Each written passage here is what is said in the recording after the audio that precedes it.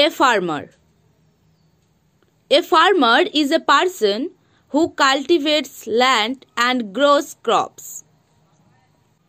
He is a very important person in our society. Generally, he lives in a village.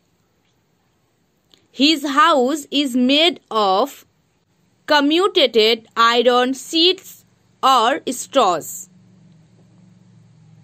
An ideal farmer lives a very simple life. He earns his livelihood by the sweat of his brow. He works from morning till evening. He gets up very early in the morning and takes a little breakfast. He goes to his field with his wooden plough and a pair of bullocks. He cultivates and prepares his land with simple handmade tools. Sometimes he is so busy that he cannot make time to go home for the noonday meal. He has both pleasures and pains in his life. He gets pleasure when he has a good harvest, but he gets pains when his crops are destroyed by droughts, floods, and cyclone. Though a farmer works hard, he cannot meet the basic needs of his family. He lives from land to mouth.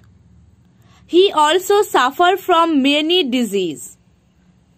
However, a farmer can improve his condition by availing of the easy loans and by a planned use of it.